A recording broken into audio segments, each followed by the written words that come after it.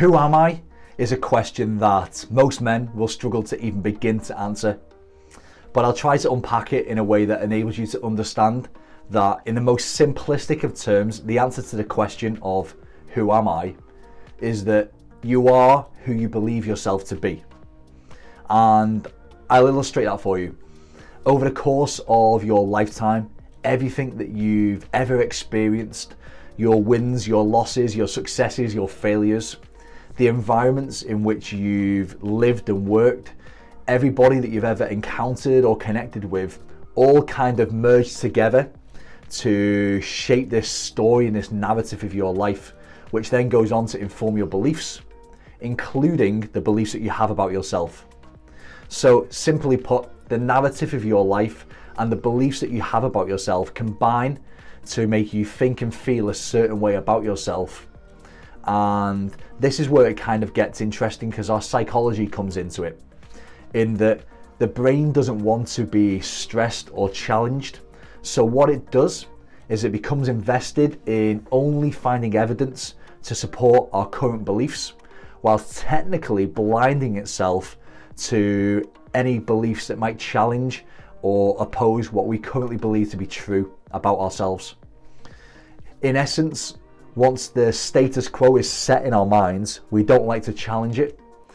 And the more that we cognitively repeat a belief, even if it doesn't serve us, even if it doesn't support us, the more that we believe that belief to be true. So hence my answer at the start of this. You become the person you believe yourself to be. So when I work with men day in, day out, like I do, what I've come to realize is that most don't recognize that they can challenge or change their beliefs at will. So if you're kind of stuck thinking the same beliefs that aren't serving or aren't supporting you, and you're therefore trapped in your life, you can change that quite easily. So if you're listening to this and are ready to challenge or change your beliefs, here's an easy and an impactful way to start. Next time that you recognize that you're in this kind of state of self-negativity, catch yourself and choose to consciously reframe the negative belief to one that is more positive. As an example of that, if you tell yourself, I'm not good enough, change it to, I am good enough. If you hear yourself say, I can't do that, change it. Change it to, I can do that. If you think, I might fail, you can challenge and change it to, I will succeed. If perhaps you have a common critical thought that is, what will people think? You can challenge and change that too. You can reframe it to a positive of, I don't care what people think.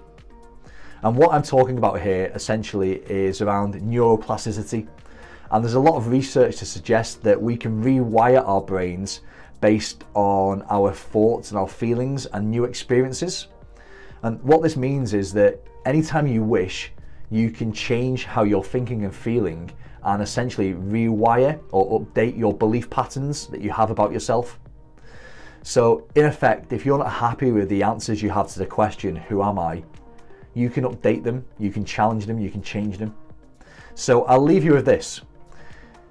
We've all been led to believe that we are what we eat. So I want you to recognize it's equally true that you are who you think you are.